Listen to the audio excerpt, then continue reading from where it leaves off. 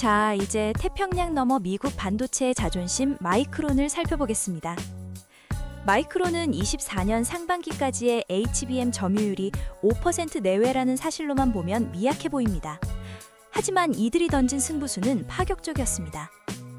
마이크론은 4세대인 HBM3를 사실상 스킵했습니다. 남들이 HBM3 수율 잡느라 고생할 때 우리는 바로 다음 세대인 HBM3E로 점프한다 라고 발표하며 승부수를 던집니다.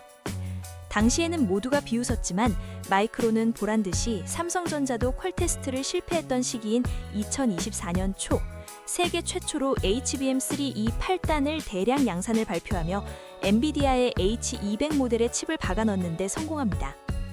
이후 HBM3E 12단도 퀄 테스트를 통과하고 대량 양산에 성공하면서 삼성전자가 혼란에 빠진 그 시기 HBM 2위 사업자로 등극하게 됩니다.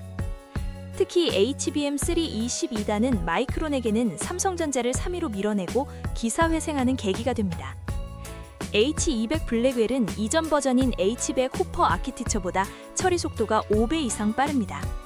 당연히 HBM 요구 수준도 높아지겠죠? 그래서 젠슨 황은 대외적으로 선언합니다.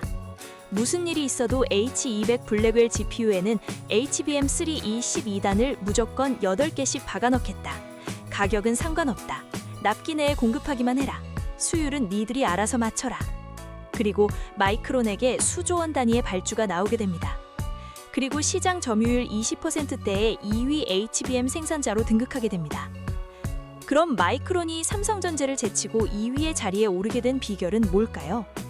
그 무기는 미국 정부의 전폭적인 보조금과 전성비였습니다. 마이크론은 저전력 설계에 미국 정부의 전폭적인 보조금과 지원을 집중했고 경쟁사 대비 전력 소모를 약 20에서 30% 줄이는 데 성공합니다. 엔비디아 입장에서도 마이크론의 등장이 너무나 반가운 일이었습니다. 한국의 두 기업에만 의존하면 가격 협상권, 프라이싱 커워를 뺏길 수 있는데 미국 기업인 마이크론이 훌륭한 제3의 대안으로 나타나 주었으니까요. 마이크론은 엔비디아라는 든든한 뒷배를 등에 업고 2025년 하반기 점유율이 20%까지 무섭게 치고 올라오고 있습니다. 다만 일간에서는 우려 섞인 소식들도 들려오고 있습니다. 25년 호조에도 불구하고 26년 초 마이크론이 차세대 HBM4 공급망에서 성능 미달 등의 사유로 제외될 수 있다는 소식도 들려옵니다.